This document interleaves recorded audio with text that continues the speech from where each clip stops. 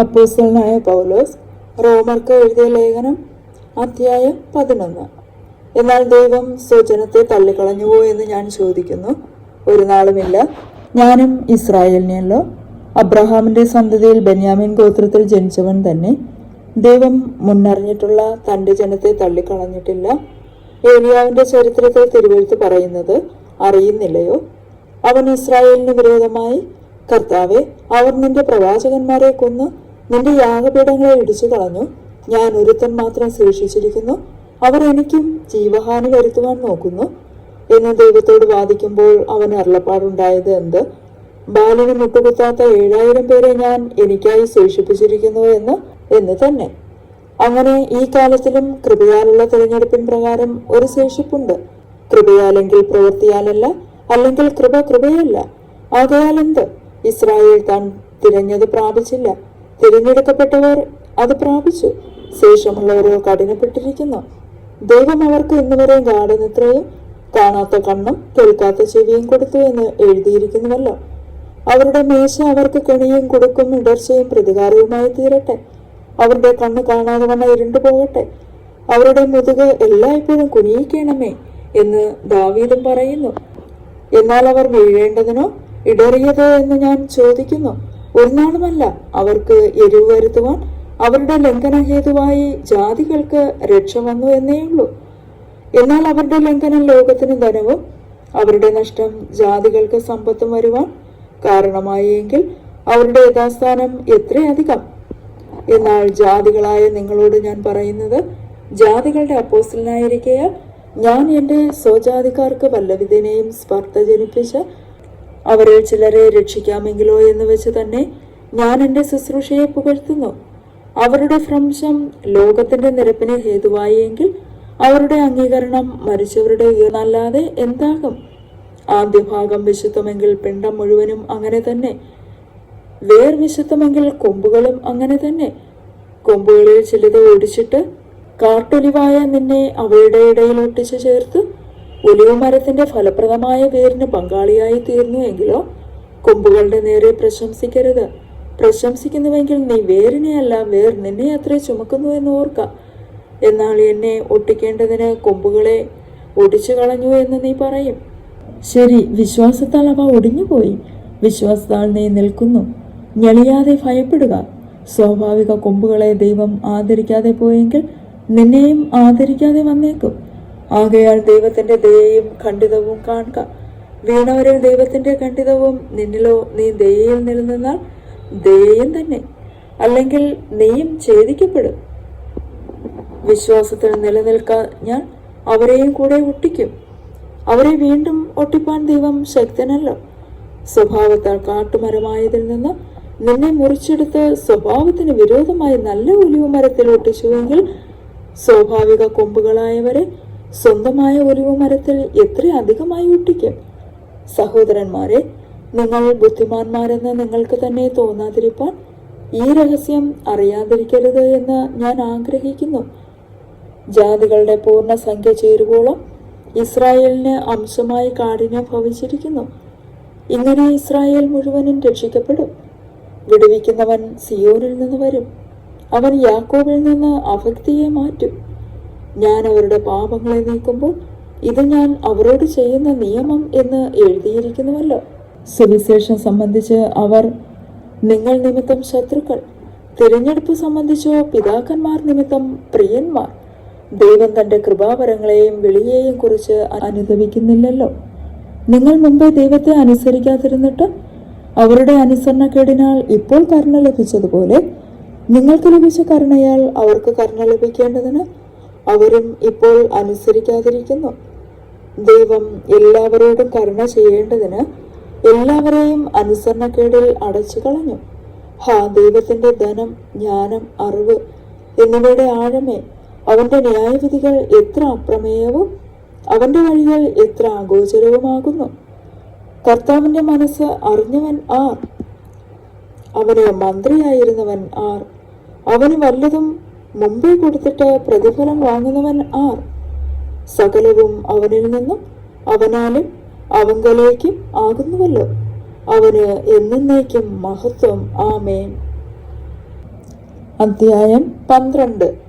സഹോദരന്മാരെ, ഞാൻ ദൈവത്തിന്റെ മനസ്സിൽ ഉറപ്പിച്ച് നിങ്ങളെ പ്രബോധിപ്പിക്കുന്നത്, നിങ്ങൾ ബുദ്ധിയുള്ള ആരാധനയായി നിങ്ങളുടെ ശരീരങ്ങളെ ജീവനും വിശുദ്ധിയും ദൈവത്തിന് പ്രസാദവുമുള്ള യാഗമായി സമർപ്പിപ്പിൻ. ഈ ലോകത്തിന് അനുരൂപമാകാതെ നന്മയും പ്രസാദവും പൂർണ്ണതയുമുള്ള ദൈവഹിതം ഇന്നതെന്ന് തിരിച്ചറിയേണ്ടതിന് മനസ്സ് പുതുക്കി രൂപാന്തരപ്പെടുവിൻ. ഭാവിക്കേണ്ടതിന് മീതെ ഭാവിച്ചുയരാതെ ദൈവം അവനവന് വിശ്വാസത്തിന്റെ അളവ് പങ്കിട്ടതുപോലെ സുബോധമാകും വണ്ണം ഭാവിക്കണമെന്ന് ഞാൻ എനിക്ക് ലഭിച്ച കൃപയാൽ നിങ്ങളിൽ ഓരോരുത്തരോടും പറയുന്നു. ഒരു ശരീരത്തിൽ നമുക്ക് പല അവയവങ്ങളുണ്ടല്ലോ, എല്ലാ അവയവങ്ങൾക്കും പ്രവൃത്തി ഒന്നല്ല താനും. അതുപോലെ പലരായ നാം ക്രിസ്തുവിൽ ഒരു ശരീരവും എല്ലാവരും നമ്മിൽ അവയവങ്ങളും ആകുന്നു. ആകയാൽ നമുക്ക് ലഭിച്ച കൃപയ്ക്കൊത്തവണ്ണം വെവ്വേറെ വരമുള്ളത് കൊണ്ട് പ്രവചനമെങ്കിൽ വിശ്വാസത്തിനൊത്തവണ്ണം, ശുശ്രൂഷയെങ്കിൽ ശുശ്രൂഷയിൽ, ഉപദേശിക്കുന്നവനെങ്കിൽ ഉപദേശത്തിൽ, പ്രബോധിപ്പിക്കുന്നവനെങ്കിൽ പ്രബോധനത്തിൽ, ദാനം ചെയ്യുന്നവൻ ഏകാഗ്രതയോടെ, ഭരിക്കുന്നവൻ ഉത്സാഹത്തോടെ, കരുണ ചെയ്യുന്നവൻ പ്രസന്നതയോടെ ആകട്ടെ. സ്നേഹം നിർവ്യാജമായിരിക്കട്ടെ. തീയതിനെ വെറുത്ത് നല്ലതിനോട് പറ്റിക്കൊള്ളുവിൻ. സഹോദര പ്രീതിയിൽ സ്ഥായി കൊണ്ട് ബഹുമാനിക്കുന്നതിൽ അന്യോന്യം മുന്നിട്ടുകൊള്ളുവിൻ. ഉത്സാഹത്തിൽ മടുപ്പില്ലാതെ ആത്മാവിൽ എരിവുള്ളവരായി കർത്താവിനെ സേവിപ്പിൻ. ആശയിൽ സന്തോഷിപ്പിൻ. കഷ്ടതയിൽ സഹിഷ്ണുത കാണിപ്പിൻ. പ്രാർത്ഥനയിൽ ഉറ്റിരിപ്പിൻ.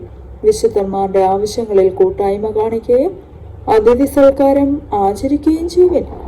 നിങ്ങളെ ഉപദ്രവിക്കുന്നവരെ അനുഗ്രഹിപ്പിൻ, ശപിക്കാതെ അനുഗ്രഹിപ്പിൻ. സന്തോഷിക്കുന്നവരോട് കൂടെ സന്തോഷിക്കുകയും കരയുന്നവരോട് കൂടെ കരയുകയും ചെയ്യുവിൻ. തമ്മിൽ ഐകമത്യമുള്ളവരായി വലിപ്പം ഭാവിക്കാതെ എളിയവരോട് ചേർന്നു കൊള്ളുവിൻ. നിങ്ങളെ തന്നെ ബുദ്ധിമാന്മാർ എന്ന് വിചാരിക്കരുത്. ആർക്കും തിന്മയ്ക്ക് പകരം തിന്മ ചെയ്യാതെ സകല മനുഷ്യരുടെ മുമ്പിൽ യോഗ്യമായത് മുൻകരുതി കഴിയുമെങ്കിൽ നിങ്ങളാവോളം സകല മനുഷ്യരോടും സമാധാനമായിരിപ്പിൻ. പ്രിയമുള്ളവരെ, നിങ്ങൾ തന്നെ പ്രതികാരം ചെയ്യാതെ ദൈവകോപത്തിന് ഇടം കൊടുപ്പിൻ. പ്രതികാരം എനിക്കുള്ളത്, ഞാൻ പകരം ചെയ്യും എന്ന് കർത്താവ് അരുളി ചെയ്യുന്നു.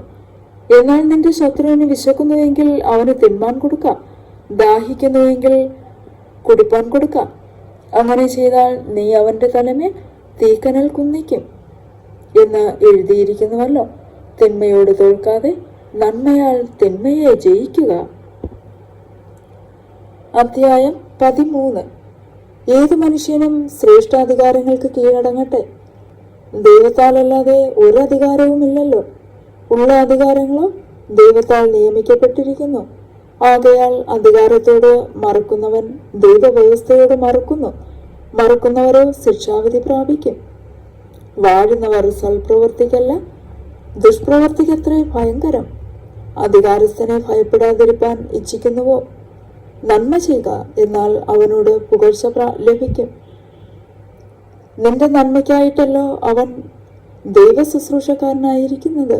നീ തിന്മ ചെയ്താലോ ഭയപ്പെടുക. വെറുതെയല്ല അവൻ വാൾ വഹിക്കുന്നത്. അവൻ ദോഷം പ്രവർത്തിക്കുന്നവന്റെ ശിക്ഷയ്ക്കായി പ്രതികാരിയായ ദൈവ ശുശ്രൂഷക്കാരൻ തന്നെ. അതുകൊണ്ട് ശിക്ഷയെ മാത്രമല്ല മനസാക്ഷിയെയും വിചാരിച്ച് കീഴടങ്ങുക ആവശ്യം. അതുകൊണ്ട് നിങ്ങൾ നികുതിയും കൊടുക്കുന്നു. അവർ ദൈവ ശുശ്രൂഷകന്മാരും ആ കാര്യം തന്നെ നോക്കുന്നവരാകുന്നു. എല്ലാവർക്കും കടമായുള്ളത് കൊടുപ്പിൻ. നികുതി കൊടുക്കേണ്ടവന് നികുതി, ചുങ്കം കൊടുക്കേണ്ടവന് ചുങ്കം, ഭയം കാണിക്കേണ്ടവന് ഭയം, മാനം കാണിക്കേണ്ടവന് മാനം. അന്യോന്യം സ്നേഹിക്കുന്നത് അല്ലാതെ ആരോടും ഒന്നും കടപ്പെട്ടിരിക്കരുത്. അന്യനെ സ്നേഹിക്കുന്നവൻ ന്യായപ്രമാണം നിവർത്തിച്ചിരിക്കുന്നുവല്ലോ. വ്യഭിചാരം ചെയ്യരുത്, കുല ചെയ്യരുത്, മോഷ്ടിക്കരുത്, മോഹിക്കരുത് എന്നുള്ളതും മറ്റു ഏത് കൽപ്പനയും കൂട്ടുകാരനെ നിന്നെ പോലെ സ്നേഹിക്കുക എന്നീ വചനത്തിൽ സംക്ഷേപിച്ചിരിക്കുന്നു. സ്നേഹം കൂട്ടുകാരന് ദോഷം പ്രവർത്തിക്കുന്നില്ല. ആകയാൽ സ്നേഹം ന്യായപ്രമാണത്തിന്റെ നിവൃത്തി തന്നെ. ഇത് ചെയ്യേണ്ടത് ഉറക്കത്തിൽ നിന്ന് ഉണരുവാൻ നാഴിക വന്നിരിക്കുന്നു എന്നിങ്ങനെ നിങ്ങൾ സമയത്തെ അറിയാൽ തന്നെ. നാം വിശ്വസിച്ച സമയത്തേക്കാൾ രക്ഷ ഇപ്പോൾ നമുക്ക് അധികം അടുത്തിരിക്കുന്നു. രാത്രി കഴിവാറായി, പകൽ അടുത്തിരിക്കുന്നു. അതുകൊണ്ട് നാം ഇരുട്ടിന്റെ പ്രവൃത്തികളെ വെച്ച് കളഞ്ഞ് വെളിച്ചത്തിന്റെ ആയുധവർഗം ധരിച്ചു കൊള്ളുക. പകൽ സമയത്ത് എന്ന പോലെ നാം മര്യാദയായി നടക്കാം. വെറിക്കൂത്തുകളിലും മദ്യപാനങ്ങളിലുമല്ല, ശയനമോഹങ്ങളിലും ദുഷ്കാമങ്ങളിലുമല്ല, പിണക്കത്തിലും അസൂയയിലുമല്ല, കർത്താവായ യേശുക്രിസ്തുവിനെ തന്നെ ധരിച്ചുകൊള്ളുവിൻ. മോഹങ്ങൾ ജനിക്കുമാറ് ജഡത്തിനായി ചിന്തിക്കരുത്. അധ്യായം 14. സംശയ വിചാരങ്ങളെ വിധിക്കാതെ വിശ്വാസത്തിൽ ബലഹീനനായവനെ ചേർത്തുകൊള്ളുവിൻ. ഒരുവൻ എല്ലാം തിന്നാമെന്ന് വിശ്വസിക്കുന്നു, ബലഹീനനോ സസ്യാദികളെ തിന്നുന്നു. തിന്നുന്നവൻ തിന്നാത്തവനെ ധിക്കരിക്കരുത്, തിന്നാത്തവൻ തിന്നുന്നവനെ വിധിക്കരുത്. ദൈവം അവനെ കൈക്കൊണ്ടിരിക്കുന്നുവല്ലോ. മറ്റൊരുത്തന്റെ ദാസനെ വിധിപ്പാൻ നീ ആർ? അവൻ നിൽക്കുന്നതോ വീഴുന്നതോ സ്വന്തം യജമാനനത്രേ. അവൻ നിൽക്കും താനും. അവനെ നിൽക്കുമാറാക്കുവാൻ കർത്താവിന് കഴിയുമല്ലോ. ഒരുവൻ ഒരു ദിവസത്തേക്കാൾ മറ്റൊരു ദിവസത്തെ മാനിക്കുന്നു, വേറൊരുവൻ സകല ദിവസങ്ങളെയും മാനിക്കുന്നു. ഓരോരുത്തൻ താന്റെ മനസ്സിൽ ഉറച്ചിരിക്കട്ടെ. ദിവസത്തെ ആദരിക്കുന്നവൻ കർത്താവിനായി ആദരിക്കുന്നു, തിന്നുന്നവൻ കർത്താവിനായി തിന്നുന്നു. അവൻ ദൈവത്തെ സ്തുതിക്കുന്നുവല്ലോ. തിന്നാത്തവൻ കർത്താവിനായി തിന്നാതിരിക്കുന്നു, അവനും ദൈവത്തെ സ്തുതിക്കുന്നു. നമ്മൾ ആരും തനിക്കായി തന്നെ ജീവിക്കുന്നില്ല, ആരും തനിക്കായി തന്നെ മരിക്കുന്നതുമില്ല. ജീവിക്കുന്നുവെങ്കിൽ നാം കർത്താവിനായി ജീവിക്കുന്നു, മരിക്കുന്നുവെങ്കിൽ കർത്താവിനായി മരിക്കുന്നു. അതുകൊണ്ട് ജീവിക്കുന്നുവെങ്കിലും മരിക്കുന്നുവെങ്കിലും നാം കർത്താവിനുള്ളവർ തന്നെ. മരിച്ചവർക്കും ജീവിച്ചിരിക്കുന്നവർക്കും കർത്താവ് ആകേണ്ടതിനല്ലോ ക്രിസ്തു മരിക്കുകയും ഉയർക്കുകയും ചെയ്തത്. എന്നാൽ നീ സഹോദരനെ വിധിക്കുന്നത് എന്ത്? അല്ല, നീ സഹോദരനെ ധിക്കരിക്കുന്നത് എന്ത്? നാം എല്ലാവരും ദൈവത്തിന്റെ ന്യായാസനത്തിന് മുമ്പാകെ നിൽക്കേണ്ടി വരും. എന്നാണ് എൻ്റെ മുമ്പിൽ എല്ലാ മുഴങ്കാലും മടങ്ങും, എല്ലാ നാവും ദൈവത്തെ സ്തുതിക്കും എന്ന് കർത്താവ് അരുളി ചെയ്യുന്നു എന്ന് എഴുതിയിരിക്കുന്നുവല്ലോ. ആകയാൽ നമ്മിൽ ഓരോരുത്തൻ ദൈവത്തോട് കണക്ക് ബോധിപ്പിക്കേണ്ടി വരും. അതുകൊണ്ട് നാം ഇനി അന്യോന്യം വിധിക്കരുത്. സഹോദരന് ഇടർച്ചയോ തടങ്കലോ വെക്കാതിരിപ്പാൻ മാത്രം ഉറച്ചുകൊള്ളുവിൻ. യാതൊന്നും സ്വതവേ മലിനമല്ല എന്ന് ഞാൻ കർത്താവായ യേശുവിൽ അറിഞ്ഞു ഉറച്ചുമിരിക്കുന്നു. വല്ലതും മലിനമെന്ന് എണ്ണുന്നവന് മാത്രം അത് മലിനമാകുന്നു. നിന്റെ ഭക്ഷണ നിമിത്തം സഹോദരനെ വ്യസനിപ്പിച്ചാൽ നീ സ്നേഹപ്രകാരം നടക്കുന്നില്ല. ആർക്കു വേണ്ടി ക്രിസ്തു മരിച്ചുവോ അവനെ നിന്റെ ഭക്ഷണം കൊണ്ട് നശിപ്പിക്കരുത്. നിങ്ങളുടെ നന്മയ്ക്ക് ദൂഷണം വരുത്തരുത്. ദൈവരാജ്യം ഭക്ഷണവും പാനീയവുമല്ല, നീതിയും സമാധാനവും പരിശുദ്ധാത്മാവിൽ സന്തോഷവുമത്രേ. അതിൽ ക്രിസ്തുവിനെ സേവിക്കുന്നവൻ ദൈവത്തെ പ്രസാദിപ്പിക്കുന്നവനും മനുഷ്യർക്ക് കൊള്ളാവുന്നവനും തന്നെ. ആകയാൽ നാം സമാധാനത്തിനും അന്യോന്യം ആത്മീക വർധനയ്ക്കും ഉള്ളതിന് ശ്രമിച്ചുകൊള്ളുക. ഭക്ഷണ നിമിത്തം ദൈവനിർമ്മാണത്തെ അഴിക്കരുത്. എല്ലാം ശുദ്ധം തന്നെ. എങ്കിലും ഇടർച്ച വരുത്തുമാറ് തിന്നുന്ന മനുഷ്യന് അത് ദോഷമത്രേ. മാംസം തിന്നാതെയും വീഞ്ഞ് കുടിക്കാതെയും സഹോദരന് ഇടർച്ച വരുത്തുന്ന യാതൊന്നും ചെയ്യാതെയും ഇരിക്കുന്നത് നല്ലത്. നിനക്കുള്ള വിശ്വാസം ദൈവസന്നിധിയിൽ നിനക്ക് തന്നെ ഇരിക്കട്ടെ. താൻ സ്വീകരിക്കുന്നതിൽ തന്നെ താൻ വിധിക്കാത്തവൻ ഭാഗ്യവാൻ. എന്നാൽ സംശയിക്കുന്നവൻ തിന്നുന്നുവെങ്കിൽ അത് വിശ്വാസത്തിൽ നിന്ന് ഉത്ഭവിക്കായിക കൊണ്ട് അവൻ കുറ്റക്കാരനായിരിക്കുന്നു. വിശ്വാസത്തിൽ നിന്ന് ഉത്ഭവിക്കാത്തതൊക്കെയും പാപമത്രേ. അധ്യായം 15. എന്നാൽ ശക്തരായ നാം അശക്തരുടെ ബലഹീനതകളെ ചുമക്കുകയും നമ്മിൽ തന്നെ പ്രസാദിക്കാതിരിക്കുകയും വേണം. നമ്മൾ ഓരോരുത്തൻ കൂട്ടുകാരനെ നന്മയ്ക്കായിട്ട് ആത്മീക വർധനയ്ക്ക് വേണ്ടി പ്രസാദിപ്പിക്കണം. നിന്നെ നിന്ദിക്കുന്നവരുടെ നിന്ന എൻ്റെ മേൽ വീണു എന്ന് എഴുതിയിരിക്കുന്നത് പോലെ ക്രിസ്തുവും തന്നിൽ തന്നെ പ്രസാദിച്ചില്ല. എന്നാൽ മുന്നെഴുതിയിരിക്കുന്നതൊക്കെയും നമ്മുടെ ഉപദേശത്തിനായിട്ട് നമുക്ക് തിരുവെഴുത്തുകളാൽ ഉളവാക്കുന്ന സ്ഥിരതയാലും ആശ്വാസത്താലും പ്രത്യാശ ഉണ്ടാകേണ്ടതിന് തന്നെ എഴുതിയിരിക്കുന്നു. എന്നാൽ നിങ്ങൾ ഐകമത്യപ്പെട്ട് നമ്മുടെ കർത്താവായ യേശുക്രിസ്തുവിന്റെ പിതാവായ ദൈവത്തെ ഏകമനസ്സോടെ ഒരു വായിനാൽ മഹത്വീകരിക്കേണ്ടതിന് സ്ഥിരതയും ആശ്വാസവും നൽകുന്ന ദൈവം നിങ്ങൾക്ക് ക്രിസ്തുയേശുവിന് അനുരൂപമായി നമ്മൾ ഏകചിന്തയോടെ ഇരിപ്പാൻ കൃപ നൽകുമാറാകട്ടെ. അതുകൊണ്ട് ക്രിസ്തു ദൈവത്തിന്റെ മഹത്വത്തിനായി നിങ്ങളെ കൈക്കൊണ്ടതുപോലെ നിങ്ങളും അന്യോന്യം കൈക്കൊള്ളുവിൻ. പിതാക്കന്മാർക്ക് ലഭിച്ച വാഗ്ദത്തങ്ങളെ ഉറപ്പിക്കേണ്ടതിന് ക്രിസ്തു ദൈവത്തിന്റെ സത്യനിമിത്തം പരിശോധനയ്ക്ക് ശുശ്രൂഷക്കാരനായി തീർന്നു എന്നും ജാതികൾ ദൈവത്തെ അവന്റെ കരുണ നിമിത്തം മഹത്വീകരിക്കണമെന്ന് ഞാൻ പറയുന്നു. അതുകൊണ്ട് ഞാൻ ജാതികളുടെ ഇടയിൽ നിന്നെ വാഴ്ത്തി നിന്റെ നാമത്തിന് സ്തുതി പാടും എന്ന് എഴുതിയിരിക്കുന്നുവല്ലോ. മറ്റൊരിടത്ത് ജാതികളെ അവന്റെ ജനത്തോട് ഒന്നിച്ച് ആനന്ദിപ്പിൻ എന്നും പറയുന്നു. സകല ജാതികളുമായുള്ളവരെ കർത്താവിനെ സ്തുതിപ്പിൻ. സകല വംശങ്ങളും അവനെ സ്തുതിക്കട്ടെ എന്നും പറയുന്നു. ഇശായിയുടെ വേരും ജാതികളെ ഭരിപ്പാൻ എഴുന്നേൽപ്പിക്കുന്നവനുമായവനുണ്ടാകും. അവന് ജാതികൾ പ്രത്യാശ വെക്കും എന്ന് യെശയ്യാവ് പറയുന്നു. എന്നാൽ പ്രത്യാശ നൽകുന്ന ദൈവം പരിശുദ്ധാത്മാവിന്റെ ശക്തിയാൽ നിങ്ങൾ പ്രത്യാശയിൽ സമൃദ്ധിയുള്ളവരായി വിശ്വസിക്കുന്നതിലുള്ള സകല സന്തോഷവും സമാധാനവും കൊണ്ട് നിങ്ങളെ നിറയ്ക്കുമാറാകട്ടെ. സഹോദരന്മാരെ, നിങ്ങൾ തന്നെ ദയാപൂർണരും സകല ജ്ഞാനവും നിറഞ്ഞവരും അന്യോന്യം പ്രബോധിപ്പിക്കാൻ പ്രാപ്തരും ആകുന്നു എന്ന് ഞാൻ നിങ്ങളെക്കുറിച്ച് ഉറച്ചിരിക്കുന്നു. എങ്കിലും ജാതികൾ എന്ന വഴിപാട് പരിശുദ്ധാത്മാവിനാൽ വിശുദ്ധീകരിക്കപ്പെട്ട് പ്രസാദകരമായി തീരുവാൻ ഞാൻ ദൈവത്തിന്റെ സുവിശേഷ ഘോഷണം പുരോഹിതനായി അനുഷ്ഠിച്ചുകൊണ്ട് ജാതികളിൽ ക്രിസ്തുയേശുവിന്റെ ശുശ്രൂഷനായിരിക്കേണ്ടതിന് ദൈവം എനിക്ക് നൽകിയ കൃപ നിമിത്തം നിങ്ങളെ ഓർമ്മപ്പെടുത്തുമെന്ന് ഞാൻ ചിലയിടത്ത് അതിധൈര്യമായി നിങ്ങൾക്ക് എഴുതിയിരിക്കുന്നു. ക്രിസ്തുയേശുവിൽ എനിക്ക് ദൈവസംബന്ധമായ പ്രശംസ ഉണ്ട്.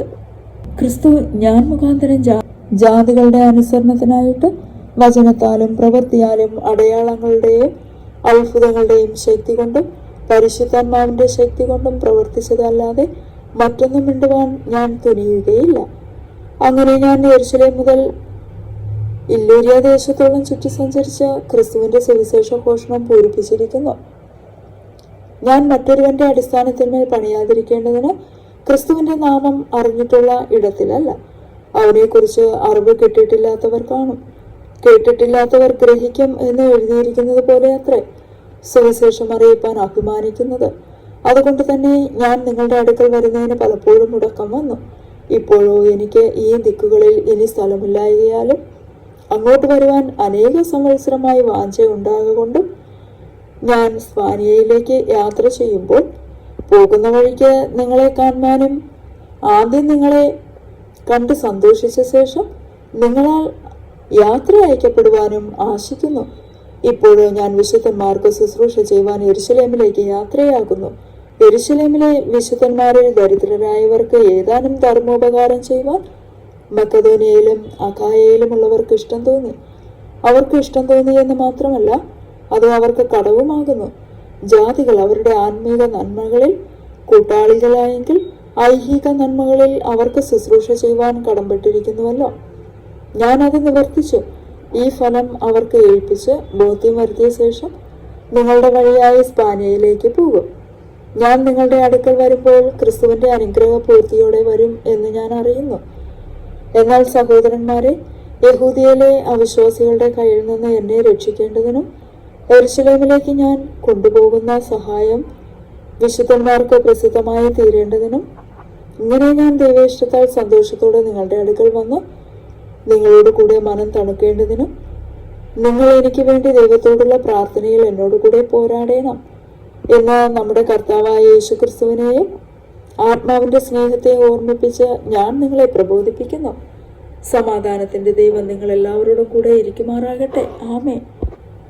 അധ്യായം 16. നമ്മുടെ സഹോദരിയും കെങ്ക്രയ സഭയിലെ ശുശ്രൂഷക്കാരത്തിയുമായ ഫേബയെ നിങ്ങൾ വിശുദ്ധന്മാർക്ക് യോഗ്യമാവണ്ണം കർത്താവിന്റെ നാമത്തിൽ കൈക്കൊണ്ടു. അവൾക്ക് നിങ്ങളുടെ സഹായം വേണ്ടുന്ന ഏത് കാര്യത്തിലും സഹായിക്കേണ്ടതിന് ഞാൻ നിങ്ങളെ ഫലമേൽപ്പിക്കുന്നു. അവളും പലർക്കും വിശേഷാൽ എനിക്കും സഹായം ചെയ്തിരിക്കുന്നു.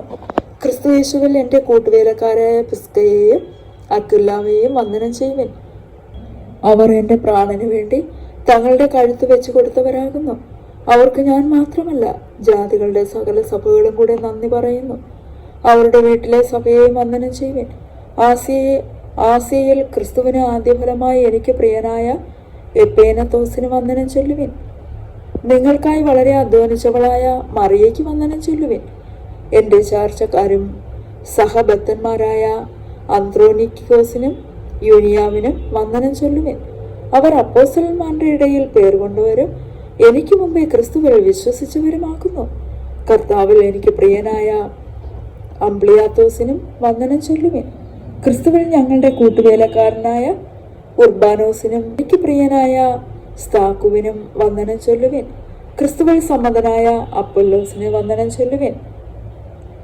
അരിസ്തോബോലോസിന്റെ ഭവനക്കാർക്ക് വന്ദനം ചൊല്ലുവിൻ. എൻ്റെ ചാർച്ചക്കാരനായ ഹെരോദിയോന് വന്ദനം ചൊല്ലുവിൻ. നർക്കിസ്ലോസിന്റെ ഭവനക്കാരിൽ കർത്താവിൽ വിശ്വസിച്ചവർക്ക് വന്ദനം ചൊല്ലുവിൻ. കർത്താവിൽ അധ്വാനിക്കുന്നവരായ ത്രൂഫൈനക്കിനും ത്രുഫോസക്കും വന്ദനം ചൊല്ലുവിൻ. കർത്താവിൽ വളരെ അധ്വാനിച്ചവളായ പ്രിയ പെർസിസിന് വന്ദനം ചൊല്ലുവിൻ.